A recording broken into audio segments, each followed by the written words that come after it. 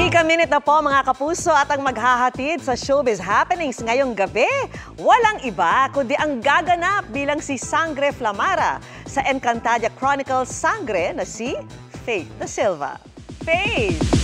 Abisala Eshma, Miss Vicky, and good evening mga kapuso!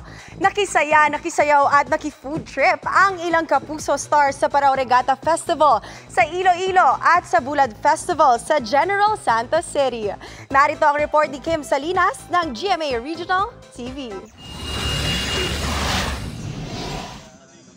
Muling nasaksihan ang kakayahan ng mga taga-Western Visayas sa pagmaniobra ng mga bangkang delayag sa Parao Main Race sa Villa Beach sa Arevalo, Iloilo City na isa sa mga highlight ng 52nd Iloilo-Guimaras Parao Regatta Festival 2025.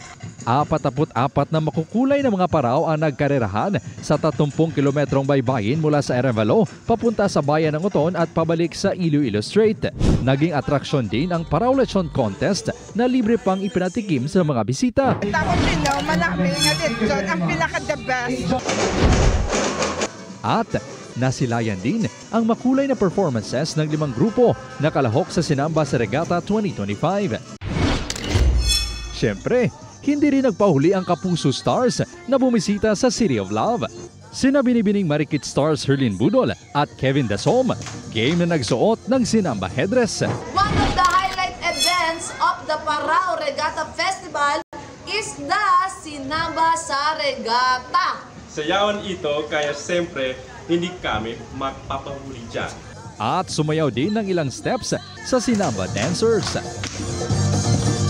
Si Maka star Shan Vesagas naman may patrivia pa. Mga kapuso, alam niyo po ba na Parao Regatta ang tinuturing na oldest traditional craft event here in Asia, and ito po ang pinakamalaki dito sa Pilipinas? Sa Villa Beach sa Arevalo, nagdala din ng saya at kilig sa crowd ang Kapuso Stars. Gabi, napakainit po ng pagtanggap nila. Sobrang saya yung kasama. I just heard that Iloilo is the city of love. And if that's true, I did feel it on stage. Hindi raw pwedeng ismulin itong produktong maalat dahil mayroon itong tamis na taglay, ang bulad o tuyo.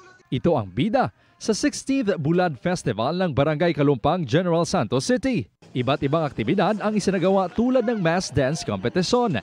Nilahukan ito ng 7 contingents mula sa nasabing barangay. Ipinakita sa sayaw ang halaga ng papel ng mga mangingisda at ang produkto na tuyo.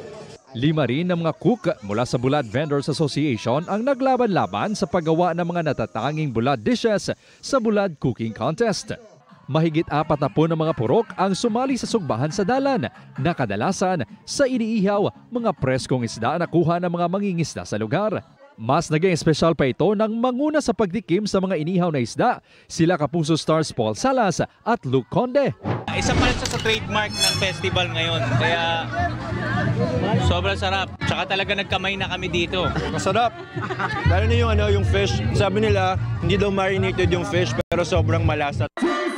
Mula sa GMA Regional TV at GMA Integrated News, Kim Salinas, nakatutok 24 oras.